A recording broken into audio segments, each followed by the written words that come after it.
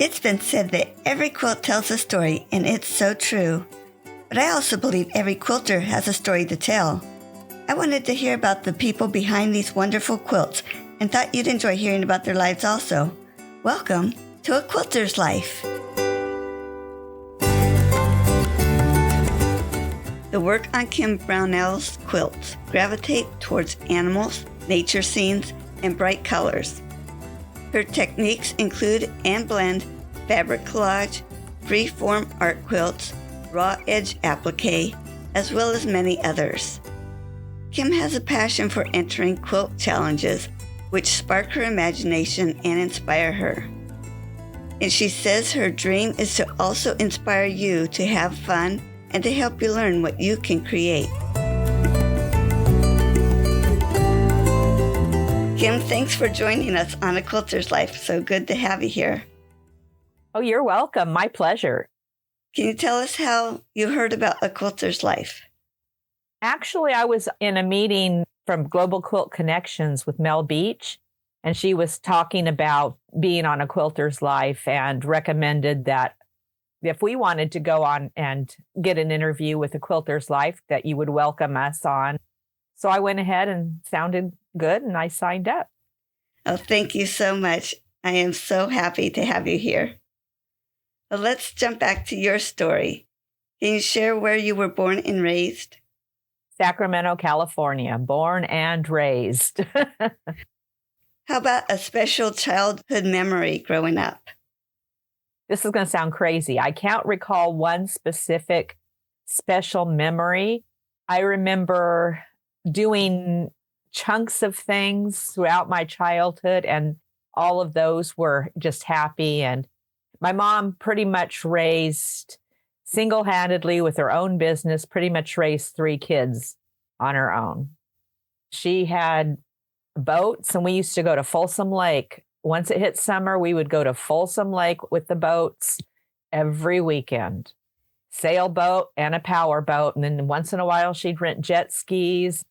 We'd had picnics on the beach all day long on the weekend. We'd stop for pizza or barbecue to pick up and eat when we got home so she wouldn't have to cook. And I just remember doing that a lot over the summers growing up. So do you still love the water? I do. Now that I'm much older, I get cold really easy. So the water has to be warm. Otherwise, I'm freezing for the next hour or two after I get out. But yes, I still actually love. I have a back injury, a lower back injury. So I can't move as well as I used to. But I do a lot of wading, and my brother and my mom both own boats, and they live in Northern California now, in MacArthur, which is a little past Bernie, California, if you're familiar with that area. When I go visit them in the summer, we take out the boats, and I always enjoy sitting on the boats and going out with them and doing the water fun as it was. And my husband and daughter enjoy it also. You spend a lot of time on the lakes. Did you ever go over to the ocean? No, really not so much. My mom and family were more of lake people. They like the hills and the mountains and the lakes. Once in a while, we'd take a trip to the ocean just to visit the coast, but we really didn't do much in the water on the ocean. A spotty here and there just on vacations, but mostly lakes growing up. I'm much more an ocean person now, not necessarily swimming in the ocean, but just watching the calmness of the water and watching the horizon and just looking out to the expanse of it all. Well, when I think of the Pacific coast, I think of rough water. I just got back from a trip this last weekend with some friends, and we were in Cayucas, which is right on the coast. And yes, the water was very rough, but then a storm was coming in. But I don't know, I just think the water, the sound of it and everything has a calming feeling, even if it's rough water. You just look out and it's so big and calming. Yeah. To look at the water. I don't like Highway 1. It's tough with those curves. Very tough. I got sick too many times on that road. Well, for your employment, did you do anything besides quilting? Oh, yes. Actually, for quilting, I didn't start quilting until I was much later in life, in my early 30s.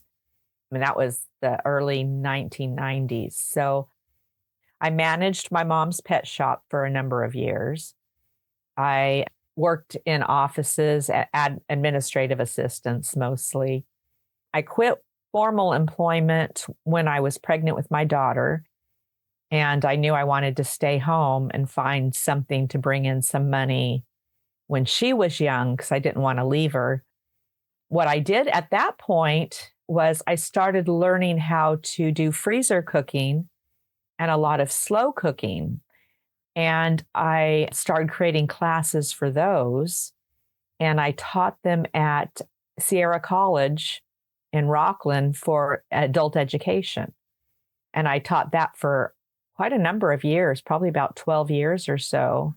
And then that kind of slowly, as I learned how to quilt and how to sew and whatnot, it kind of slowly morphed its way into me taking the quilting and sewing a little further and then starting to teach classes and whatnot with it. Oh, wow. I was just thinking not too long ago about it would be fun to learn how to do freezer mills. You don't do those classes anymore? I don't teach the classes, but I still am a big freezer meal prep person. Oh, yes. We live off of it. I get so busy now that I can't not do it anymore. In fact, when we had our ocean retreat last week, I prepared all the meals ahead and froze them and brought them. And that's what we ate off of all week long. Wow. Yeah, I still do a lot of it. How cool. So you were born and raised in Sacramento and you're still there. How Yes. close are you to your family home where you were raised? Probably about 15-minute drive. I'm technically in North Highlands now, which is a suburb of Sacramento. And I was born in Sacramento. It's like any other bigger city. There's a gazillion suburbs, and you can get there within 10 minutes for the most part. Yeah. Would you like to share anything else about your family? I love my family. For the most part, we're close, but even though we live far, we keep in touch quite often. And I go visit them up in MacArthur at least twice a year. I try to hit around Christmas time, but it's harder there because it snows up in that area and sometimes you can't get in or out. So that one we have to kind of play by ear. We kind of took to celebrating either in January or before Christmas or right after. It just depends on weather and everybody's schedules for that. I like to go in the summer too, because it's a whole different ball game there in the summer. So, but I do like to try to visit at least twice a year. And I've always been close to my mom. My mom's been really supportive of whatever us kids have wanted to do, which is really good. She's never stood there and said, no, don't, you're not going to make a living at that. Just go do what you want. And then my husband and my daughter are very supportive. My daughter is a digital artist. She should be graduating from college. It should be her last semester.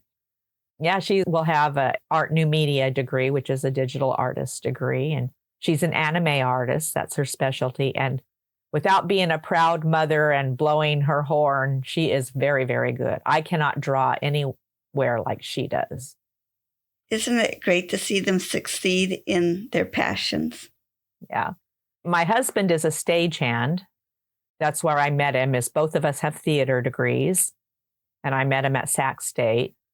We've been married 37 years. And so he's creative in that way. I'm creative, more open, artistic wise. So my daughter gets it from both sides. So we're all three of us together. We're kind of a force, a creative force.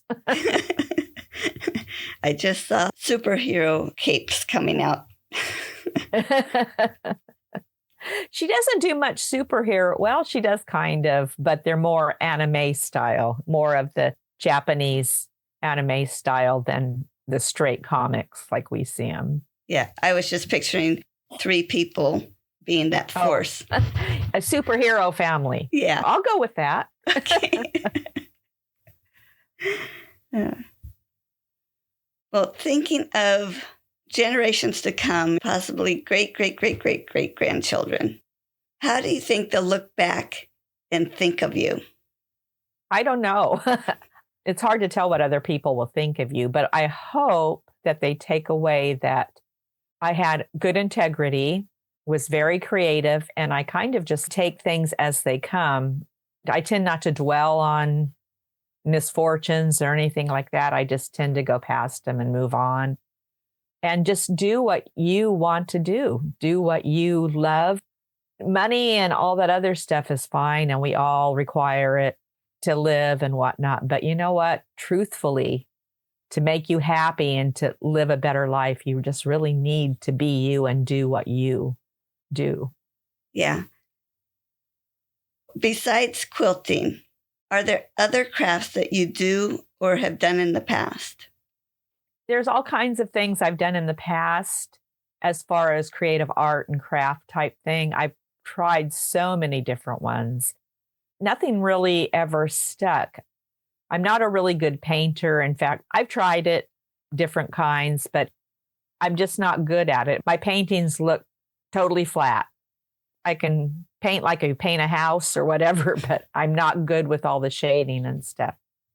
I've done ceramics, just basically not the heavy duty throwing pottery, but just the forming clay and also the preformed greenware and stuff. And I've done quite a bit of that and scrapbooking. I've just tried so many different ones, beading and jewelry making, and just whatever looks interesting to me at the time, I'll try.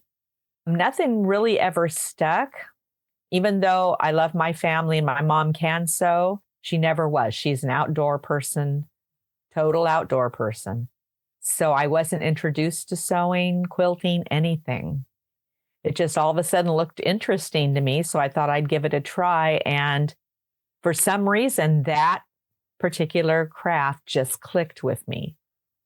I don't know why or how else to explain it. It just did. But as far as hobbies and stuff go now, I read a lot. I read probably a good 80 or 90 books a year. I don't have time to read during the day, but they will tell you at retreats that I go to, I am in bed between 8:30 and 9 o'clock because that's my reading time. Till 11, my 2 hours of reading time, and I never give it up. Never. That would be a lot of books. Do you use the library or do you have quite a collection of books at home? No, I don't. I read on my Kindle, and I belong to Kindle Unlimited, which I do purchase a few books that you can't get on Kindle Unlimited, but I find a lot of authors and stuff that I like actually just by paying the $10 a month for Kindle Unlimited. And I read enough to make it worth the $10 a month. Yeah, that would be. Is there a certain genre that you like? Yep.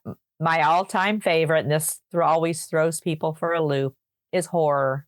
I love horror stories. Spooky creature horror stories. I absolutely love them. I do like mysteries and I'm a very eclectic reader. I tend to go through mysteries and suspense and thriller type also, but horror is my number one. I also like comedies. I love stories with animals, and sometimes just stories that are somebody will recommend or something that sound interesting, I'll pick up. Fantasy, I don't mind. Romance, nah, I just never read romance. It's not my thing. I'd rather go with the horror creatures than romance. Don't ask me. My crazy brain, but yeah. That's interesting. Yeah. Most people, they're shocked when they hear it. They're like, what? It's my escape. What can I say? If you want to hear a funny story, my daughter does not like anything horror. Nothing. And when she was younger, she used to come and when I'd lay in bed and read, she'd know that was my quiet time and I like to read. And so she'd once in a while come in with a book and ask if she could crawl in bed and read with me. And I'd say yes, as long as you read. This isn't a conversation time. She'd get in bed and read. Then I was reading my book and she'd say, Mom, what are you reading? And I'd say, well, Emma, it's a scary story about a doctor. Oh, well, what's so scary about it? So I'd go into a little bit of the scary details. She said, okay, that's enough. I don't want to know. But anyway. Do you think any of your hobbies or previous crafts show up in your quilting? As far as just using them as themes sometimes for a quilt or something, that's probably about as much of it. It's nice to be able to pull from inspiration and stuff from things you read or things you see or whatever, because that's what really where inspiration comes from. So mainly stuff like that. Another big hobby of mine, I totally forgot about it until just now, is board games. My daughter and her fiance, we play board games once a week on Sunday nights, and his mother and her boyfriend, we all six get together once a month and play board games. It's our game night. So we all do that, and that's really good family time. We have a great time doing that. How wonderful. Who introduced you to quilting?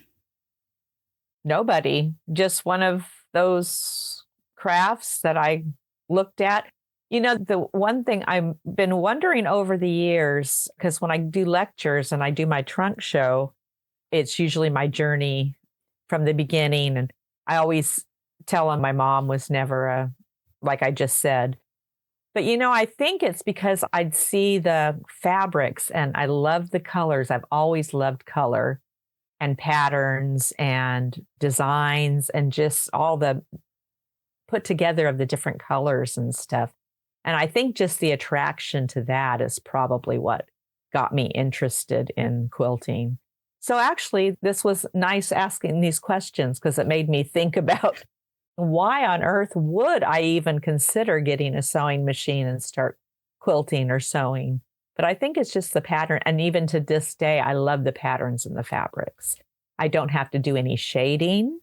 I don't have to do any painting. I can just sit and look at this beautiful designs in these fabrics and put them together. That's amazing.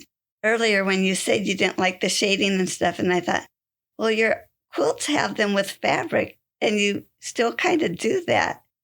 It's just amazing how our brains are so unique, that we're so unique that we do different. Look at different ways. Yeah. And whether it's a quilt that you have or made or a quilt you've seen somewhere else, do you have a favorite quilt or quilt pattern? No, not really.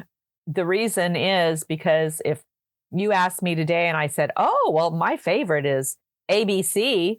You asked me tomorrow, it would probably be XYZ. I'd think, oh, I love that quilt. But as soon as I'm looking at another one, I think, oh, wait, I love that. It's just whatever I'm looking at just happen to be attracted to at the moment is what I happen to really like at that moment. And it could change from the beginning of a quilt show to the end of the quilt show too. There's just so many out there to love and enjoy. And I just like the way people think to put them together and just the creativity that really goes into them and the work. Boy, the work that goes into a bunch of them are amazing. It must be very hard on you if you go to a quilt show and you have to vote for the one that you like the best. I don't give out my secret either, because I take those little papers they give you and I hide them in the program and I don't pull them out because I would be there for the next 6 hours going back and forth. Could probably narrow it down to a few, but I'd be still going back and forth with them. I just simply said, you know what? The stress isn't worth it. I'd rather just enjoy the show. Right. Some of the newer tools were out when you started quilting. Is there a tool that you have that you're so thankful for it when you're using it? Yep. And it's called glue. I love the different types of glues out there and fusibles and things like that. Those are my favorites.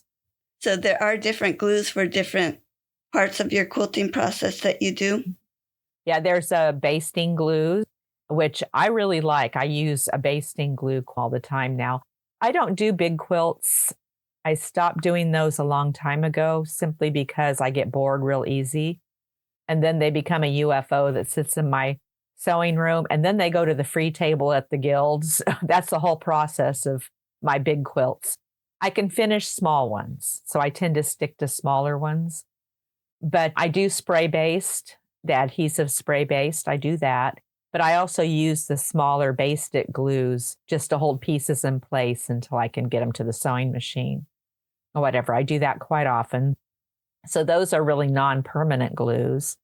I do use sometimes Aleene's tacky glue or a stronger craft glue just to hold the whole quilt in place before quilting. I've done that before, or to hold a piece like maybe a ribbon or something in place. But then my quilts aren't really going in through the washer and dryer, so I don't have to worry about all that. I do use E6000. That's one of my favorites, and I use that to put a lot of stuff on my quilts. I'm known for putting a lot of stuff on my quilts.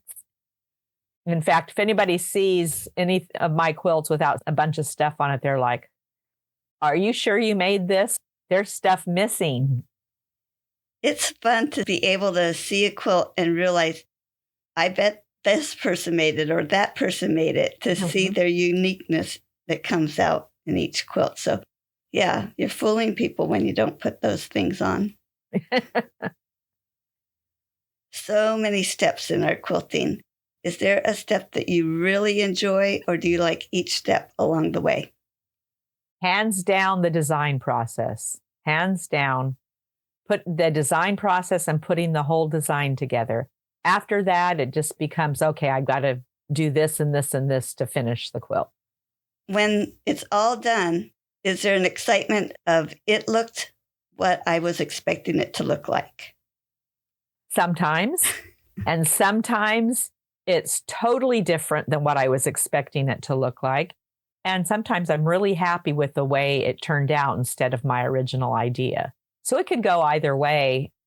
And sometimes I'm really, really happy with it and I just love it. And sometimes I'm thinking, okay, yeah, well, maybe I shouldn't have done this time. And yeah, next time I'll try something a little different. It's all a learning process. So either way, I'm fine with. I mean, we always love, of course, when it turns out great and we love it. But even the ones that are, they're okay. It's still a learning process. And sometimes you learn, you think, okay, no, maybe I should do that a little different. So I just look at it as all a learning process. And you can always cut them up and use them as a base for something else. So there's no time lost. Wow. Tell about your worst quilting experience.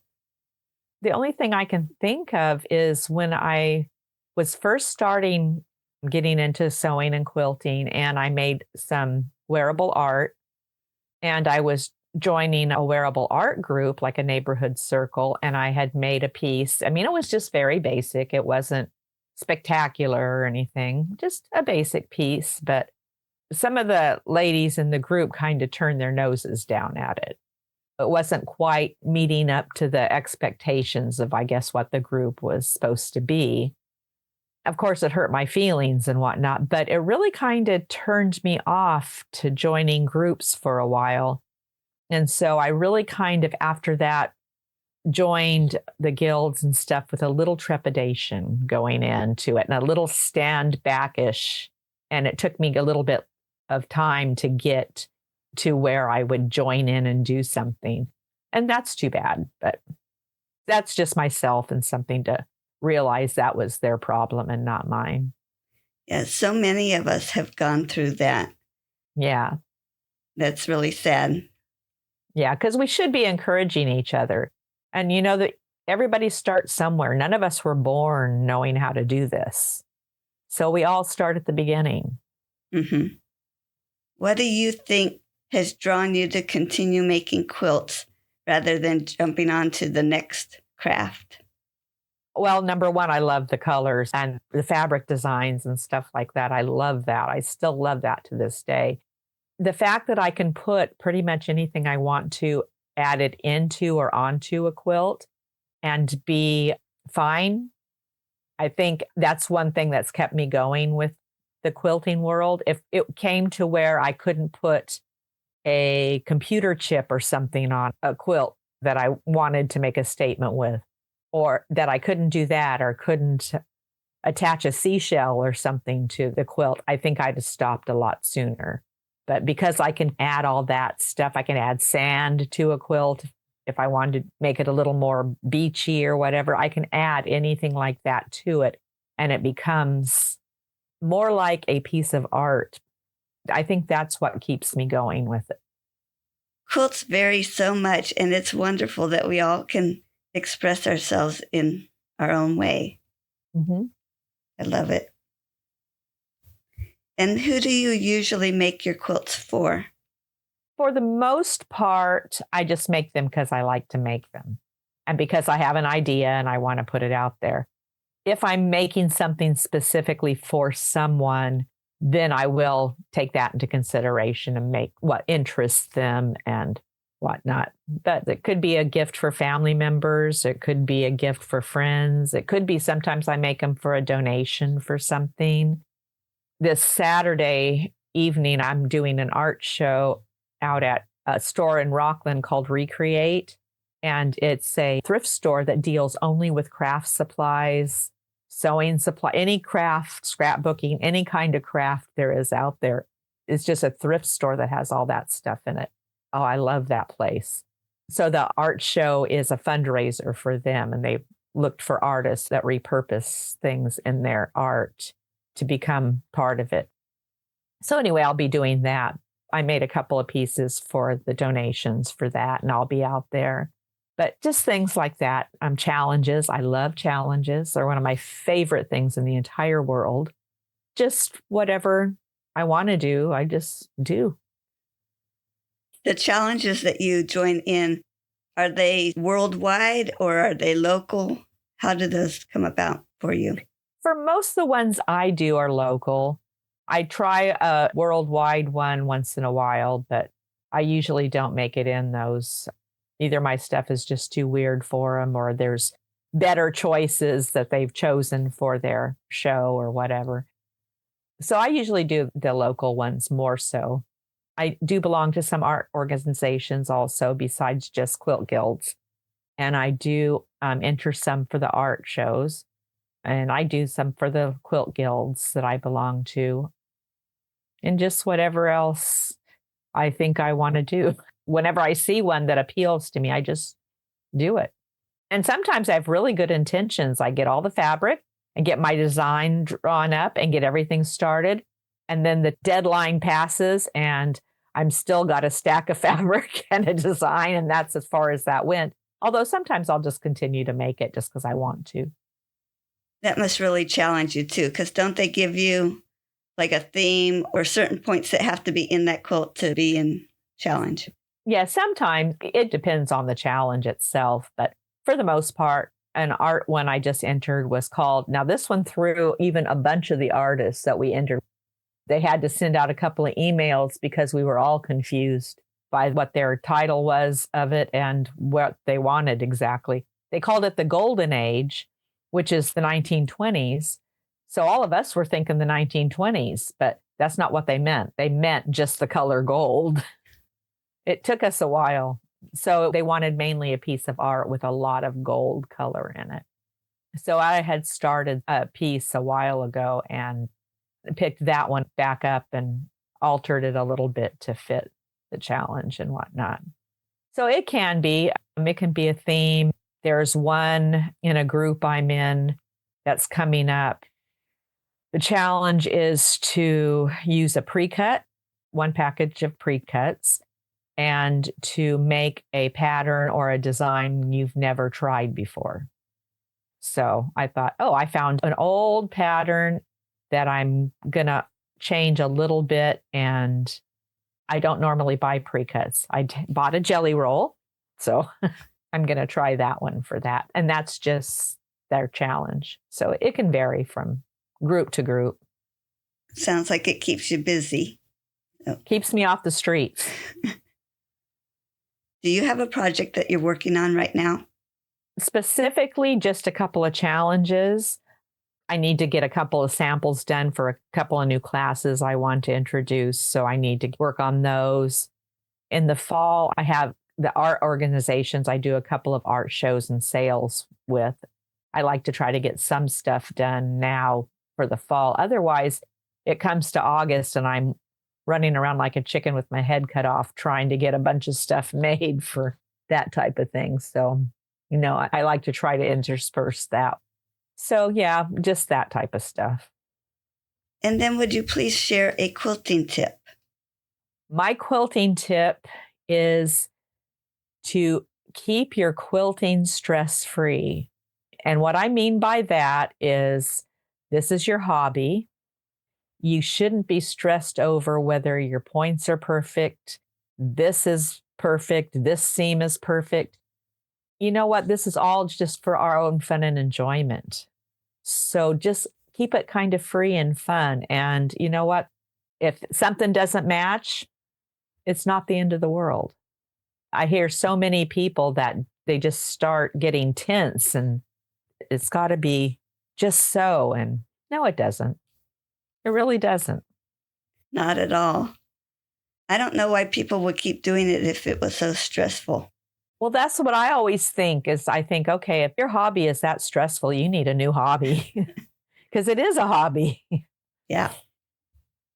Well, you started making these quilts as a hobby and now it's become a business. I think you touched on that with the classes. So share again how it became a business for you. It kind of melded into a business because even though I was home with my daughter and stuff, I still needed income to come in, even though my husband was the main provider. And then from the freezer cooking classes and whatnot, when I started quilting and started developing some of my own patterns and whatnot, I found that I could just slowly appeal to a couple of shops or whatever, or even my own guild and teach a class on it. And then it just kind of moved forward into, I thought, now that I'm teaching a class just here and there for a guild, that maybe I could do lectures and I could do what some of the other teachers and lecturers do. And that's what really shocked me is when the lectures started taking off for me. I was really quite surprised with that. Not so much the classes, because I was used to the freezer cooking. It's just a matter of finding what technique or pattern or whatever would appeal to people. It was the lectures that totally surprised that people would actually want to see what I had done and hear me talk. That was more of a surprise than anything else. A good surprise, I hope. It was. Actually, my lectures are more popular than my classes. I get called for lectures all the time. And what did you name your business and how did you come up with the name? I named it the Wacky Doodle Quilter. And I came up with the name when I was making it a formal business. I was trying to think of a good name, one that would stand out and not many people would have as their name. So I wouldn't have to be confused with XYZ over here and I'm ZYX and be a confusion. I had a friend, well, she's still my friend. Whenever somebody was acting really crazy or something, she just called them wackadoodle. And so I thought, okay, wackadoodle. It kind of sounded a little derogatory when she said it. So I thought, if I call myself wacky doodle, then I'm more wacky and crazy than the person that's certifiable. So I always say I'm not certifiable, I'm just crazy. That's why I went with that. And how long have you been the Wacky Doodle Quilter? Since 2011. And I take it that's about the time your lectures took off? My lectures actually took off a little bit later. About 2 or 3 years later, they took off. Was there a different feeling on you starting your classes, workshops, and the lectures when someone signed up? Or were you used to that, having had the freezer mill classes? The classes themselves, it didn't surprise me that much because people would be interested from like the guild and whatnot when I first started teaching a class or two here and there. But the lectures really surprised me that guilds would hire me for a lecture too. And it really surprised me that people would come up to me after the lectures and say they really enjoyed that I was funny and I was entertaining, and they really thoroughly enjoyed the lecture and they enjoyed my work. That was quite surprising. That was probably the most surprising thing to me. That one I wasn't quite used to. So when you got that call for the first lecture at a guild, how were you feeling about that?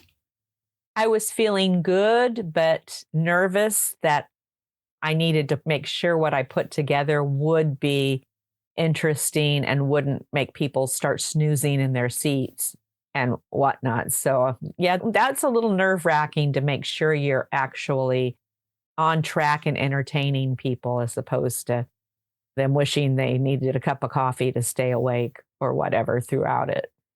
Well, it sounds like you have succeeded in creating that. I like to think I have. Well, you've started a new product in a way, I guess I will call it, making fabric pictures or quilts from photos. Yeah, it's more like a collage. I don't get a lot of people that take advantage of it. One every so often comes through. It's taking one of their pictures, could be from a pet or a family member. I'm not so good at people. I'm still iffy about the people. But landscapes or a picture of a place. And then what I do is I have them give me two pictures and I find the one that's going to work better. Then I make a drawing from it and I do a collage with kind of, I want to say realistic, but not totally realistic because it's a collage. But a lot of people, when they see it, if they see a picture of my quilt and a picture of the picture, they think it's been painted. And I always tell them, no, that's all fabric and thread. And they're all really shocked that it's fabric and thread, but basically turning the picture into a quilt, a small quilt for the wall. Yeah, that was neat to see on your website. Is there anything else about your business that you would like to share? I'm just thoroughly enjoying myself doing it. I never thought it all through my working life and later life that it would take me until my early 50s to find something that I was really drawn to and could just create, make it work for me. And I'm just really pleased that it has, that I've discovered something. That's so nice. And thank you for sharing your art with others around you. Tell us where we can find you online. At my website, www.thewackydoodlequilter.com. I'm on Instagram at the.wackydoodle.quilter. I'm on Facebook as Kim Brownell. I've had Facebook for so long, never did change it over. So I just keep it. It's fine. Of course, you can email me anytime at kimbrownell@sbcglobal.net. My phone number, people are welcome to call, but I don't answer the phone unless you leave a message because I get tired of all those phone calls. So I just simply don't answer unless I recognize the phone number. Yeah. And if they really need to get a hold of you that way, that is on your website. Yes. Yeah, they can email me or something. Yeah. That's usually a better way to correspond at first. Kim, I wanted to thank you for sharing your story on A Quilter's Life. It was so great to get to know you. You're welcome. Like I said, it's been a pleasure being here. Oh, it was wonderful having you. Bye-bye. Bye-bye. Thank you.